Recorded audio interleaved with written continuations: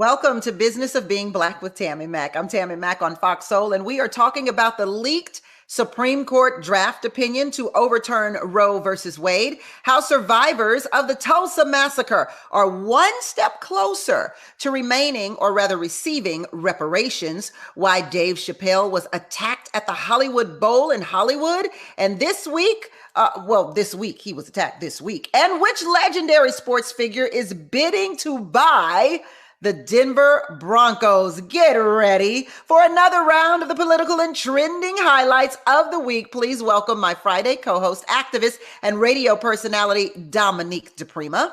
Hey, Tammi. Hey, political analyst, Ed Sanders is here.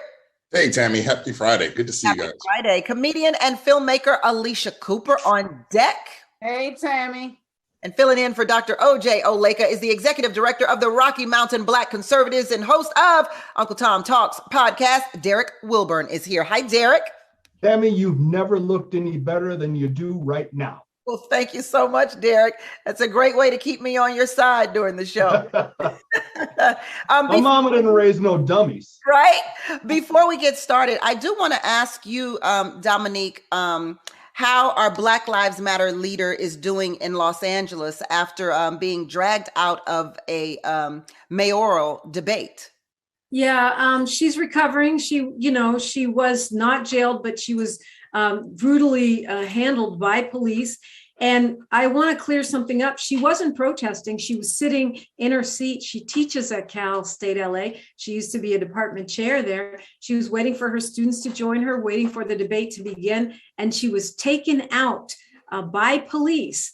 And so she's doing a little better, but they're demanding no more police on the Cal State LA campus. They're demanding that the president step down, and they are demanding that events at that public university be made available to the public, students, and faculty. Yeah, that certainly was the deal, that it was a private closed session is what they were saying, and that she shouldn't have been there in the first place. But she teaches at that college. It's a public university. If it's private, then why are they having it there? When they did it at a private university at USC, students were invited in, faculty were invited in, and the public was invited in. Well, thank you for sharing that with us. Let's get on to even harsher issues, if you can imagine. On Monday, a leaked draft opinion indicating that the Supreme Court will overturn Roe versus Wade was published by Politico. The draft indicated that the Supreme Court would overturn the constitutional right to abortion enshrined nearly 50 years ago. The document, reportedly by Justice Samuel Alito and circulated in February, suggests that at least 5 justices side with Mississippi in a case pending before the court challenging the landmark 1973 abortion ruling. What are your thoughts about the leak, and what could this mean for abortion rights? Let's kick it off with you, Ed. Well, just a historical moment, I guess, for the Supreme Court, and not in a good way. I would say. On the leak, I think that's sort of a sideshow. I think I think you'll see a lot of focus from conservatives on who leaked this, and there'll be some measure of why that's important. Ultimately, the opinion is clear. They've already voted, and we're just waiting on the opinion to come forward. I think the leak sort of gets at this sort of a disrespect for the institutions in the United States, right? And we've seen that over the past few years, whether we're talking about President Trump and his conduct in the White House, January 6th, and the way the mobs were, overtaking the Congress. And so, yeah, we've seen this continual disrespect for the institution. So that there's a leak, it's not a big deal to me, but I imagine folks will be made. But I think they need to keep it in context about, some of the troubles that we've seen thus far. Yeah, the leak is the sideshow for sure. Let's talk about it, Derek. The leak is a sideshow, but it's not an unimportant sideshow. So I would part with Ed on this point. Washington, D.C., this place, no matter where you live on the political spectrum, D.C. has got its share of issues. And all those buildings, you drive around D.C., there's the Department of Agriculture, there's the Department of Education, there's the Supreme Court, whatever. Every one of those buildings has a dozen or more people in there with someone at the New York Times on speed dial. Our government needs to be able to know that it can operate in some form of trust amongst itself. This happened in the Obama administration. This happened in the Trump administration. I don't know that we want to dismiss this. They need to get to the bottom of this and hopefully find out who did it and hopefully hand down something punitive, because this is out of control. It happens all the time. So I don't want to just run right past that as being a sideshow that doesn't matter. It's a sideshow, but it does matter. Okay. Dominique?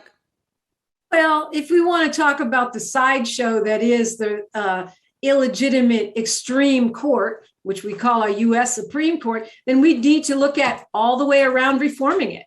We need to look at adding more justices so that 5 far right-wing conservatives don't hold the future of all of America's women and arguably the world's women in their hands. We need to look at term limiting those justices so that we don't have justices sitting there like little queens and kings or emperors. This is supposed to be a representative democracy. And yet right now, the Supreme Court is made up mostly of very conservative justices appointed by presidents who were not elected by the popular vote, were elected by the Electoral College. So what you have is far right extreme opinions that are not in tune with what the majority of Americans want or voted for, and that are now dictating policy. So if we want to talk about the sideshow, let's fix the whole thing, not just the leak. I agree with you. One question though, Dominique, if the justices, if the Supreme Court were majority liberal, would you feel the same way? I still feel that we should have representative democracy. Every state should not have 2 senators, regardless of how big the population is. DC should have statehood. I still would believe that we should have term limits and more justices. Yes, even if it was a far left conservative, a far left progressive dream court, I still want protections for my representative democracy in a real way, not a symbolic way. Yeah, I believe term limits should not exist. That is just ridiculous. I'm not exactly sure what the history of having a job for the rest of your life that dictates what happens in the country, what the history of that is. But I think it's a bit ridiculous if you ask me. Alicia. Yeah, I think so too. I think it's very antiquated. I'm fine with the 9 justices, but they definitely need term limits. First of all, these people want to go from the job to the grave. You know, it's too much. It's too much. The statistics have shown that most people have some sort of mental decline starting in their 70s. So you have justices in there well into their 80s. And how's that beneficial to any of us? I think term limits would just be fine. And it's just annoying how when we saw with the Trump appointees, they sat up there and lied, telling them that the Roe v. Wade was settled law. These people knew what they were going to do. That's why he picked them. And why aren't they being called activist judges? Because that's exactly what they are. And this is very sad that hundreds of 5 people can decide the fate of hundreds of millions of people. And my question has always been when it comes to abortion rights and pregnancies and women and teenagers being able to speak to their doctors with their families, that's a private matter. So I never understood why abortions and pregnancies wasn't protected under HIPAA violations and HIPAA laws. That's nobody else's business but your doctor. And these right-wingers that want to say that you're taking the power away from the parents when you talk about sex and gender identity in schools, you're taking the power away from the parents to have a discussion with their child and that child's doctor on what they want to do. They can't have a discussion. What about parental rights then? So you can't have it all these ways. And it's just, I just think it's ridiculous. This is settled law and it should remain that way. Yeah, thank you. I meant to say term limits should exist, not shouldn't, if that's what I said. If abortion rights protections are reversed, could same-sex marriage be next? Because they are saying that if Roe versus Wade is repealed, then this could mean a huge changes for America and the Supreme Court dictating a lot of other issues. Derek? Well, first, before we jump off of abortion, it's important to recognize what this decision, if it comes down, would mean. It doesn't all of a sudden mean that abortion is outlawed. And I think everybody on this panel knows that, but certainly not everybody in the country knows that. It doesn't all of a sudden mean that you can no longer have an abortion. It means it reverts to a matter of states' rights. which I would argue is properly adjudicating the issue. It should be a states' right issue, not a federal rights issue. And then if a state wants to say, we do not want to terminate the life of the unborn within our borders, that's that state's right and ability. And if you live in that state and don't like it, you have the ability to leave. So that's a completely separate issue. Gay marriage and saying that all of a sudden all these other dominoes are going to fall is a little bit of a stretch. Certainly anything that works its way up through the appellate process and gets in front of the court has the potential to be reversed. I don't think we would fool ourselves in saying that's not true. But now all of a sudden we're saying you can't talk to your doctor and you can't talk to your children and you can't use contraceptive and all this. It's taking the argument to the extreme when what we need to worry about is the immediate. Well, I mean, in all honesty, I agree with what you're saying here. But in all honesty, people thought that it was a stretch that Roe v. Wade would be reversed. It doesn't seem like much of a stretch now. It's reality, Derek. Well, and I mean, that discussion's been going on for 35, 40 years. When you're talking about gay marriage, you're talking about civil rights, something that the court determined is covered under the 1965 Civil Rights Act. That is constitutional. The right to terminate a pregnancy is not. So they're not the same thing. It's not apples and apples. I see Dominique disagreeing here. We're going to get that when we come back. We got to take a quick break on Business of Being Black with Tammi Mack. We'll be right back, y'all. Right back. Welcome back to Business of Being Black with Tammi Mack. I'm Tammi Mack, and today we are covering this week's political and trending topics. We are on the hottest topic of them all, the Supreme Court ruling that Roe v. Wade will be reversed. And Dominique, you wanted to respond to Derek before we left for break? Well, yeah, the extreme court is going to vote to say that the right to choose agency over one's own body, the right to an abortion, is not constitutional. Derek stated it as if that was a fact. It will be a fact when the Supreme Court says it, but as of right now, it is a constitutionally protected right. And so to say that's different from gay marriage or the right to contraception is disingenuous. Because if the Supreme Court tomorrow decides that we don't have the right to contraception, then it's no longer a constitutional right. And if you follow their logic in saying that the Constitution does not explicitly say that we have the right to an abortion, then that can certainly apply to many other things. I don't see the words marriage equality, nor do I see contraception anywhere in the Constitution. These two things are correct. Listen, the LGBTQ plus community are in fear that this reversal could affect their health, their rights, and marriage equality, as we spoke about. So let's talk about that, move into that. Will it affect Ed? Yeah, I think so. And the reason why I would say that is you look at the activism of the justices that have been added to the court, right? These are not just in the moment justices. These are products of a conservative movement over the past 30 years of nurturing candidates, fundraising for them, putting them in position to make the court.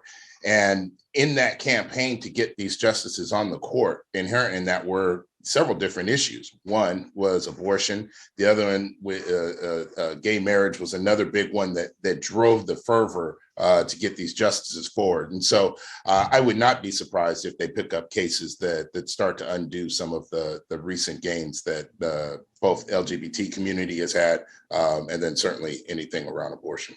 Alicia, you talked about during the nomination hearings for several of the Supreme Court justices, they spoke about Roe v. Wade being settled law. Is there such thing as settled law? No, and that's why I felt like they were being phony at that time. And they are activist judges. And yes, this can have ripple effects on the LGBTQ marriage and rights. And when I was listening to them speak, they were saying, no, nothing would happen with that because this doesn't involve, gay marriage doesn't involve a third party. They're saying that abortion and stuff involves a third party. So that's what the difference is in the two. But I just don't trust it. I mean, you can't. I mean, they've said so many things that have been reversed after they've said it already. And they're, especially the Trumpers, they're just like him. So we'll see, but I don't have very high hopes about it. I love the way the conservatives play their game. I just wish the liberals would match it. Wait, the idea that they don't is asinine. So this business of pointing the finger strictly and only at conservatives and saying they're the ones playing this game. They're the ones who say this in their confirmation process, but then do something else. They're the ones that have been grooming people all along to get them to the court.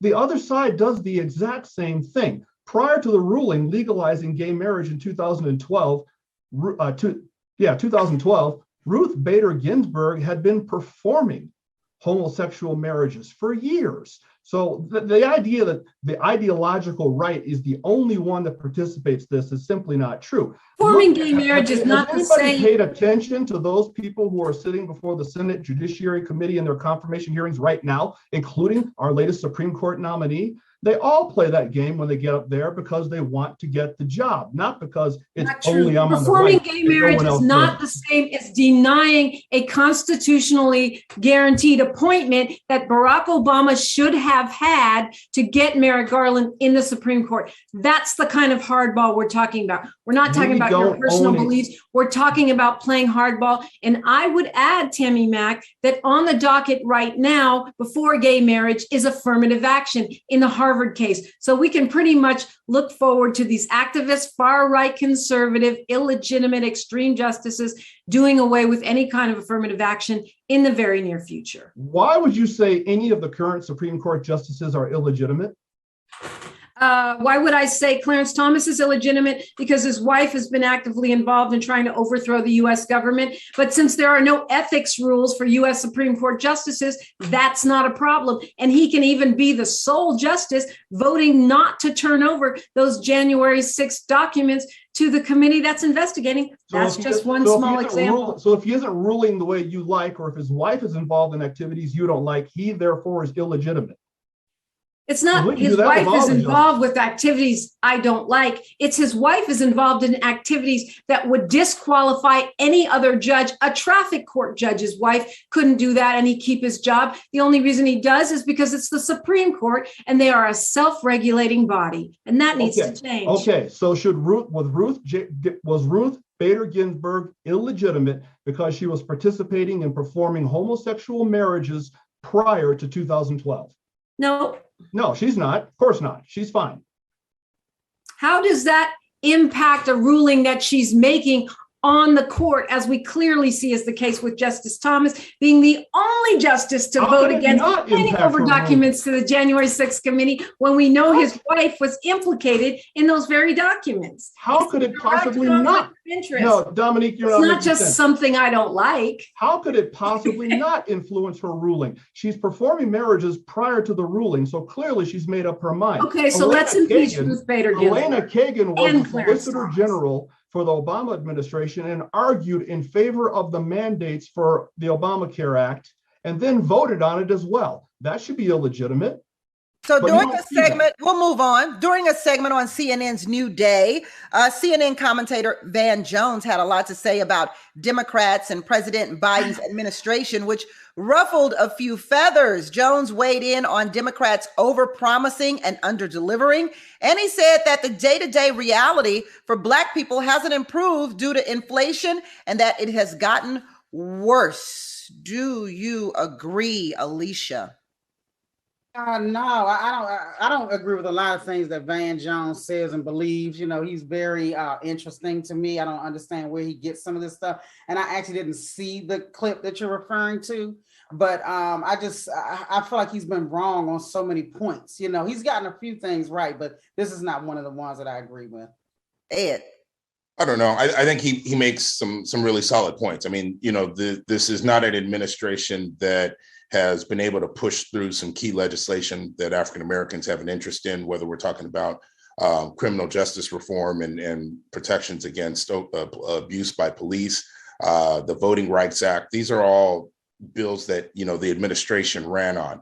Now, granted, he's got, you know, deadlock in Congress and can't move it through, but that doesn't change the point that bills haven't moved that benefit African Americans. And I think Van is right to call him on it. I think some of the pushback that Van is getting, you know, just calls into question how the party views African American support. And I don't think that the party should ever view African American support as just granted.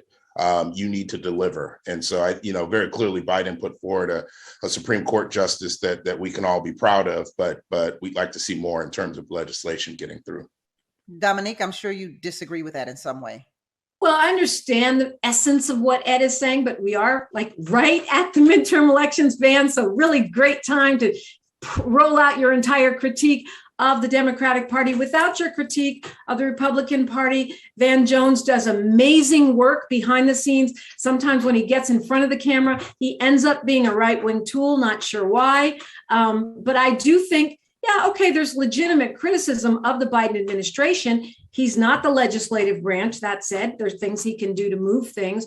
But I do think we also fail to enumerate the things that he has done, that he has won, and that he has pushed through. I mean, tiny as it is, the bipartisan, meaning 3 Republicans, infrastructure package is going to make a huge difference for Americans on our daily lives, on our water, on our power grid, on our schools, things like that we fail to enumerate. I think that's a fail in front of these elections. Yeah. I'm going to let Derek respond to that, but we're going to take a quick break because I know this is going to become a hot topic too, as it should, because I think I agree with both Derek and Ed here on this case. So let's talk about it more after the break.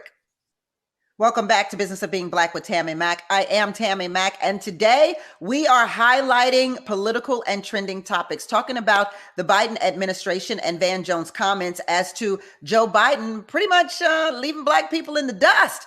Dominique says they have done several things for the Black community, and Ed and Derek feel like they've done some missteps. But Dominique, I believe you agree that there have been some missteps in this administration, right? Yes, I do. I agree. And especially on foreign policy. But look, why aren't we giving them credit for the thing? If any one of our prior presidents would have done any one of the things that Biden has done, we'd be calling them the first Black president or lauding them for generations. Instead, we don't credit Biden and Harris for what they do.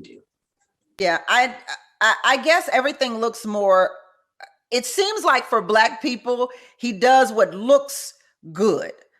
I'm going to show you we've got a Black Supreme Court woman. I'm going to show you we've got a Black female vice president. But I mean, he created a whole Asian hate policy. Where are the police policies? He has funded the police versus defunding the police. So there are a lot of things that he hasn't done, that this administration has not done in terms of policy for Black people. And you're right, when you talk about the infrastructure, I agree. It does a lot of things that will help the Black community. But unfortunately, I think a lot of us don't directly, we don't feel that is a direct effect of us voting him in for presidency. We want something that says, this is Black, I'm doing it for Black people, here you go, for real, for real.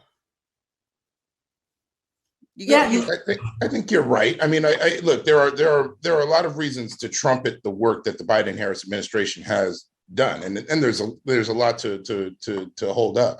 But I think it's also fair to say that, while he was running for president, there were also these big ticket items such as police reform and the voting rights, protecting the Voting Rights Act, that he campaigned on. And, I would say that my disappointment is rooted in the lack of aggressiveness in getting those forward. And, granted, they're legislative, but as president, you've got the bully pulpit. That's Congress. They don't have to be aggressive because we're going to vote for them anyway. So the idea that if a prior president had done one thing Biden's done, we'd call him the first Black president. One thing like ushering in the highest increase in funding for HBCUs in history. One thing like ushering in the lowest Black unemployment rate in history. Trump didn't get credit for any of that stuff. But as for Van Jones' comments, he's right. There's an old saying that says, when America catches the cold, the Black community catches the flu. And that's true, of course. America has a bad cold right now.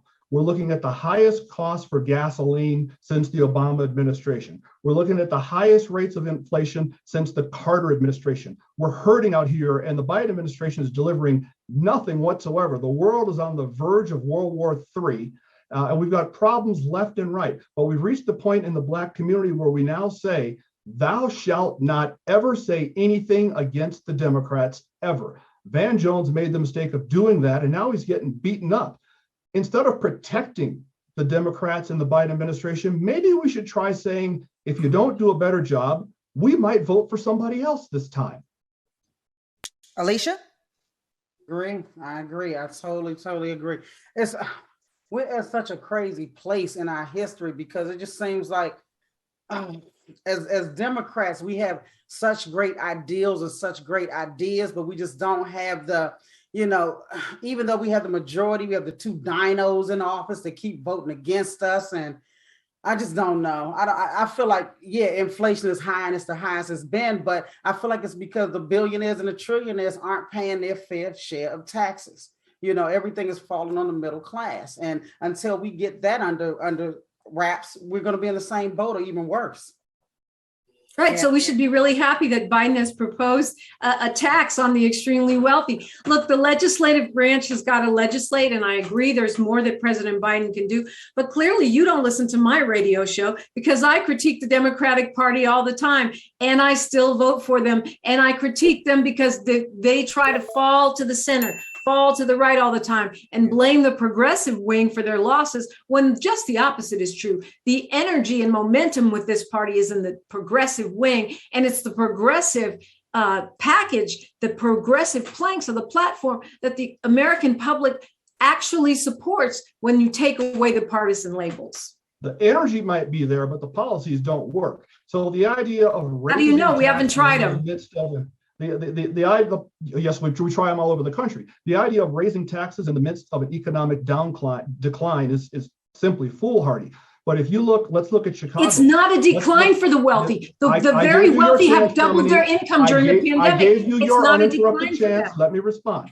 Chicago, Illinois, there are no elected Republicans. There are none in St. Louis. There are none in Baltimore. Every Black community in this country has had nothing but progressive Democrat leadership for 60 years.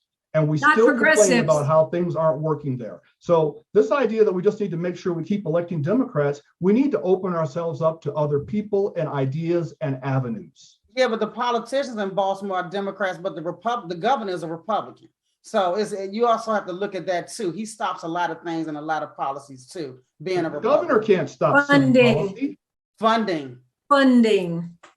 Let's move on. On Monday, Judge Caroline Wall allowed a lawsuit seeking reparations for 3 survivors of the 1921 Tulsa race massacre to proceed, denying a motion to dismiss the case. The lawsuit was filed last year and also seeks reparations for descendants of victims of the massacre, where a white mob attacked Tulsa's Greenwood district known as Black Wall Street. An estimated 300 Black people were killed and more than 1,200 homes were destroyed, leaving hundreds homeless. Will the outcome of this case be a strong indicator of a push for all Black Americans to receive reparations here, or will they say this is different?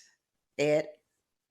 I mean, there's differences. The Tulsa massacre was a very specific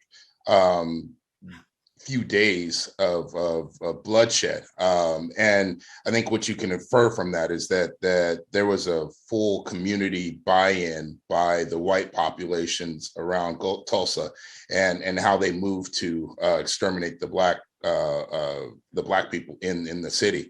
I'm anxious to see how the case unfolds. I'm anxious to see how the rulings come from it, but from that, I think you can start to make some broader generalizations, but interesting to see. Yeah, Derek? I think Ed makes a good point. So is this a precursor of things to come? That's entirely possible, because if the ruling does come down, then of course that becomes precedent, and other cases are decided based on precedent. So I don't know that we can say it isn't a precursor of future conversations and see where things go. The point Ed makes about this referencing a specific handful of days in history versus 140, 50, 60, 80 years of history is where the devil in these details comes out. They know the names of the survivors to whom reparation pay is proposed being made, as well as the names of their descendants and where all those people are. Trying to figure that out for everyone in the country who may be the descendant of slaves is a different deal. And we've talked about that in the past. Just because it's harder doesn't mean it shouldn't happen. That's not what you asked. No, I was commenting on you saying trying to find the names of the descendants of people from slavery is a hard thing to do. And I'm just saying, just because it's harder doesn't mean it shouldn't be done. It's harder to the point of impossibility, in my opinion. But we talked about that in another show. We can talk about it again right now. I just don't think that there's any way to actually do it. The question whether or not it should be done is a different question. Alicia? Yeah, I'm glad that they're giving families maybe getting something for Tulsa. When I thought about that, to me, it looked like what Russia did to Ukraine, the way that they bombed those families in Tulsa. And I've said this before, I feel like any Black person who lived through Jim Crow deserves reparations. We don't need to go all the way as far back as slavery, but it's time and it's long overdue. And I hope they get it. Other groups have gotten it. And it's long overdue. That was a massacre right here in America done by its own government, and it should have happened already. Dominique? And it may have just been a few days in Tulsa, but these type of attacks happened all over the country. White mobs burning down and destroying not only those 1,200 Black-owned homes, but also hundreds of businesses. Those folks not only rendered homeless, but they weren't renters. They owned that property. They never got their homes, their land, their Let's take business. a quick break and come right back. Sorry, Dom. Welcome back to Business of Being Black with Tammi Mack. I'm Tammi Mack. Okay, Tuesday, during his performance at the Hollywood Bowl, Dave Chappelle was tackled to the ground by a man who police say was armed with a replica handgun containing a knife blade. This clip is credited by TMZ. Let's take a look.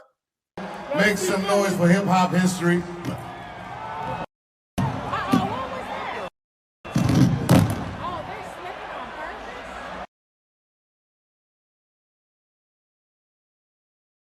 Held in a jail on a $30,000 bond. The assault immediately sparked comparisons to the Oscar incident between Will Smith and Chris Rock. Chris Rock actually opened for Dave Chappelle that night on stage, and Jamie Foxx was there as well. He took the mic and said, "Was that Will Smith?" Trying to lighten up the mood a little bit. I have to say, charges have not been filed against the man. They say that there will be no charges filed against him, and they beat him up pretty bad. Some people saying it was Dave Chappelle's people who kind of beat him up. How do we feel about this? I was actually at the show, the Dave Chappelle show, at the Hollywood Bowl, not that Tuesday, but on that Thursday. And I have to say, security wasn't so tight. You weren't allowed to bring your phones in, and you had to go through security, the security gates. But yeah, it wasn't that tight, and I did bring my phone in. So there's that. I don't know if I should be saying it, but I'm just telling you how I felt on my end. Does this incident raise concerns for comedians, especially those who are unapologetically forthcoming when it comes to their material? Alicia, kick it off.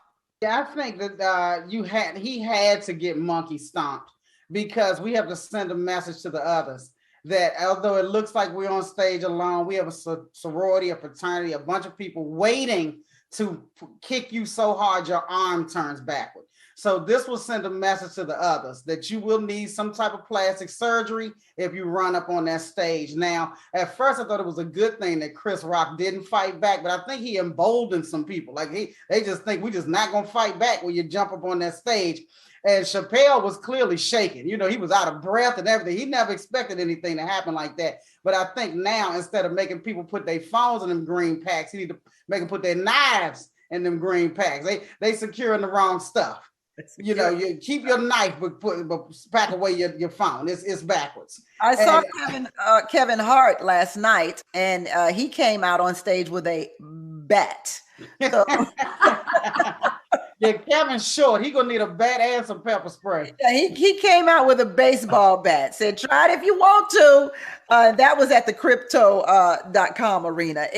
How should comedians feel about this? Well, I mean, I guess I look at it a couple different ways. Like as an event producer, you definitely have to provide security for your stage. And, whether that was Dave's friends or the security in tow, I don't want to put names out there, but clearly you got to be able to protect your stage. That wasn't the case at the Academy, but last night it was. It was interesting. The DA is not pressing charges, but the LA City Attorney is going to press charges against the assailant. So it's not going to be felony, but probably misdemeanor charges against the guy.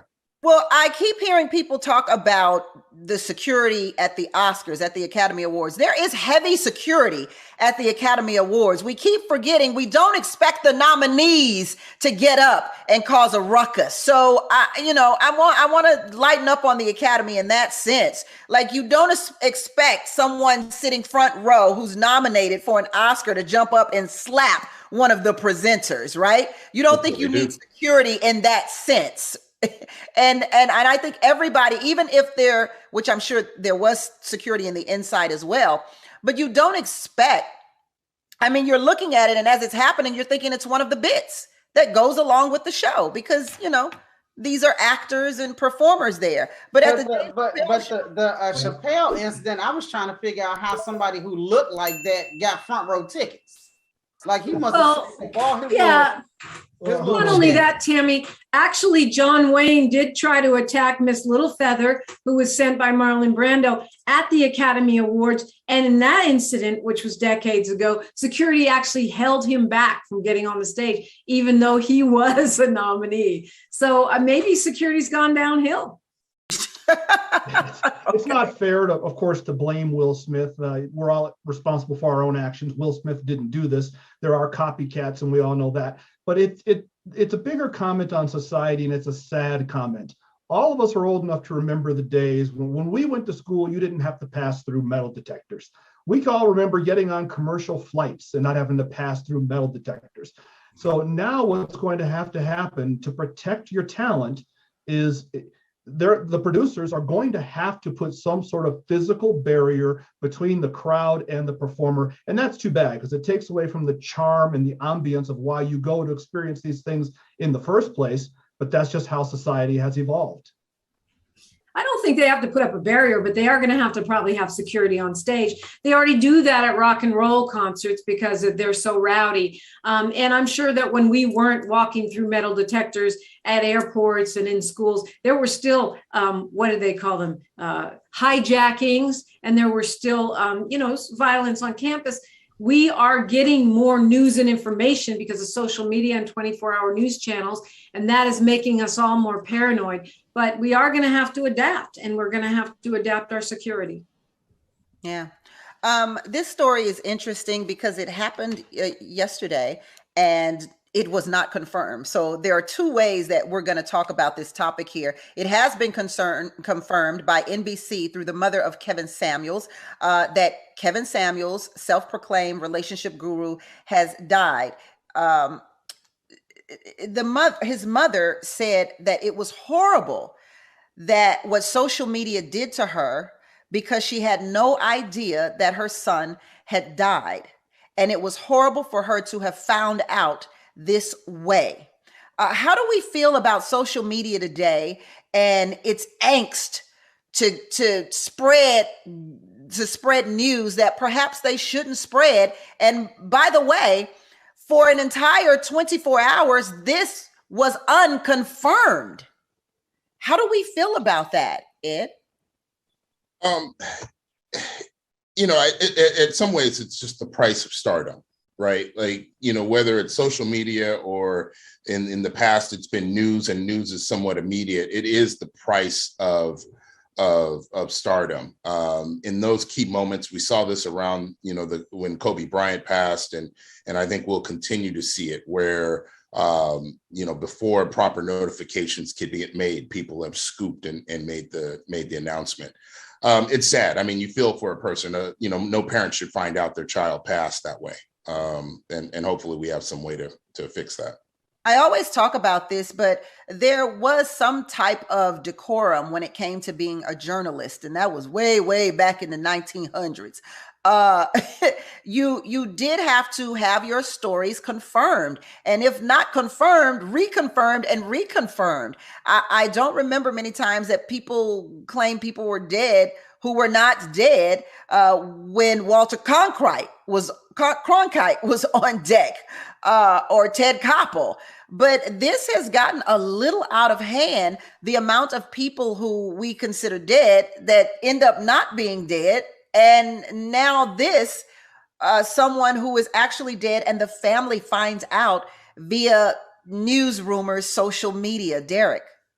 Ed's right. It's incredibly sad. This kind of goes back to where we opened the show with the leak from the Supreme Court. Once somebody with 5,000 followers, 50,000 followers, what have you, puts it out into the blogosphere, there are going to be people who assume this is the truth and run with it without checking to verify whether it's true or not, because I just live in Peoria somewhere and I don't have access to that kind of information. But we can't unscramble this egg.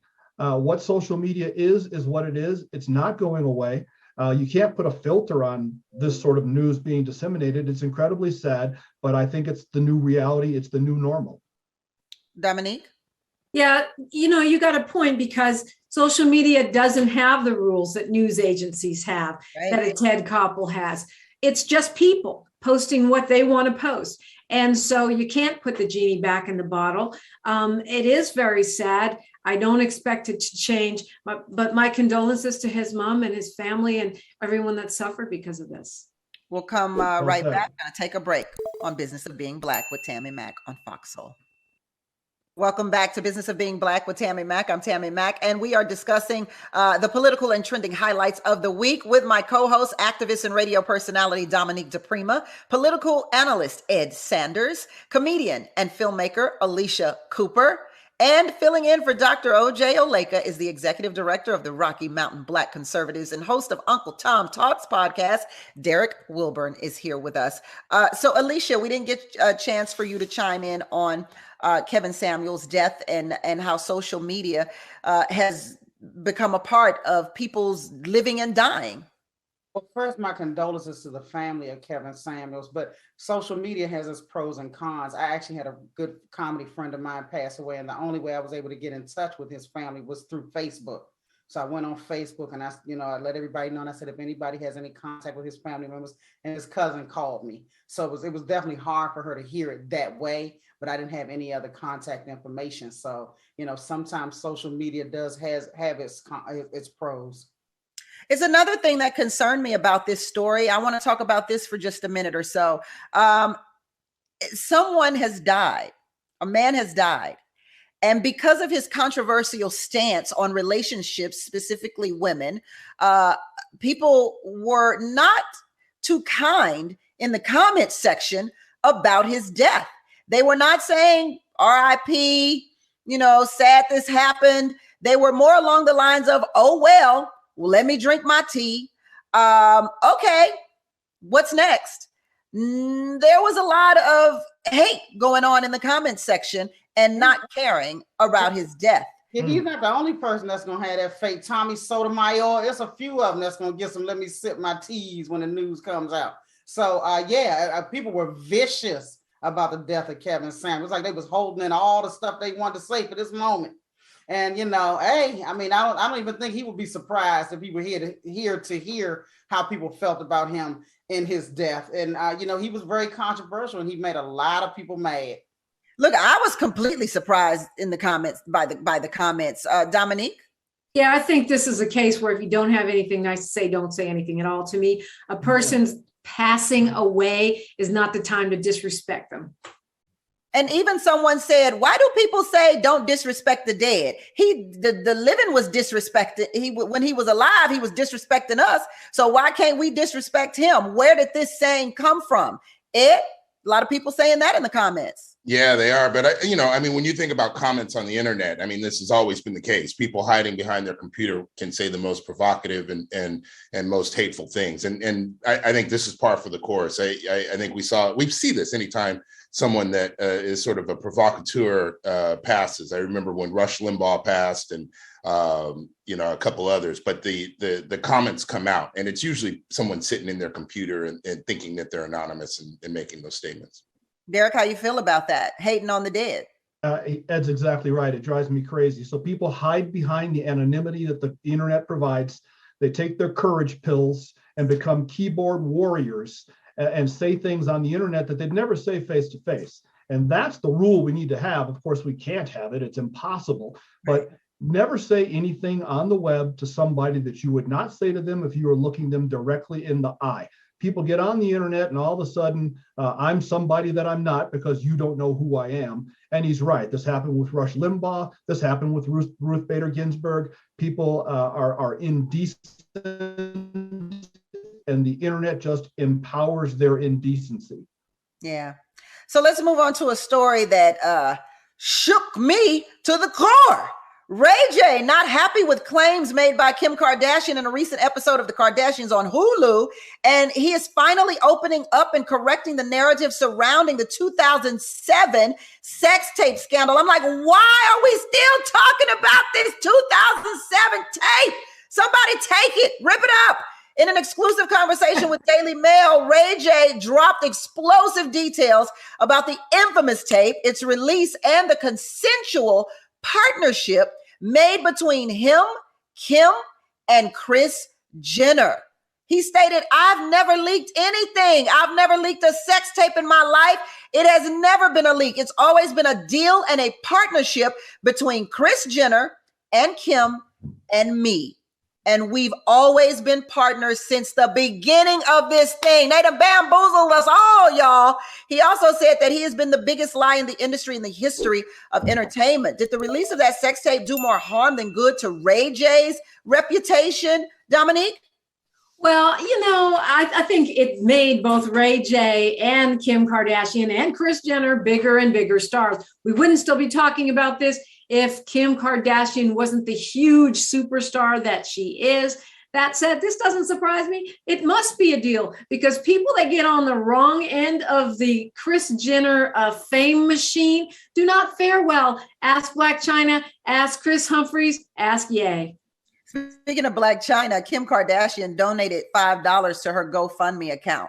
But I digress. Derek, how do you feel about this sex tape? I cannot for the life of me understand why anybody cares.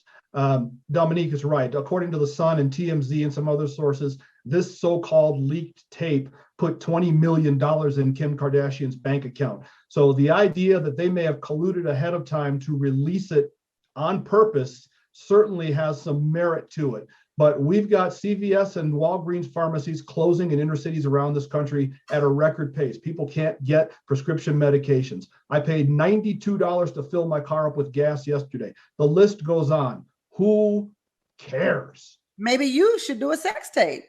Is that an offer? You wouldn't have. Where are we going with this now? What's this all about now? Touche.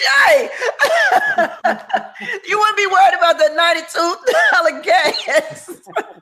Hello, Ed. Hello. Look, I think the sex tape is probably one of the best business ideas in the last 20, 30 years. When you look at it, that family launched a whole empire. Television, siblings, beauty, well over $1 billion off the Kardashian name. And it's going to be a dynasty because they have kids coming up behind them who are also going to be a part. The kid's going to have kids and make billions of dollars off the name. And it all points back to the sex tape. Kim was relatively unknown before that and launched this whole spectacle. Alicia? Yeah, I mean, if you weren't convinced that Kris Jenner is a pimp, you should be convinced now.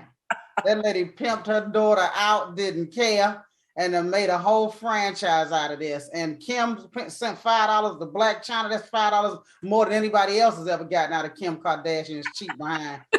And they done spent all this money. They reinvested in themselves. Them girls have had so much plastic surgery.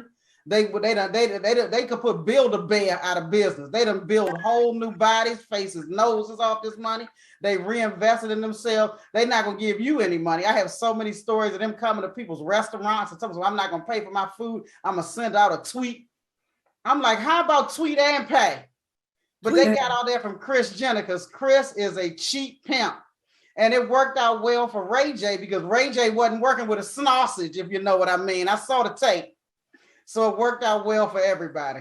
I don't know that it worked out that well for Ray J outside of him getting a little cash from that tape as well in perpetuity, I'm imagining. Yeah, it's the cash. It's the cash. But I guess the cash did help him with his scooty bikes and his fans and his earbuds, and he's reinvested as well.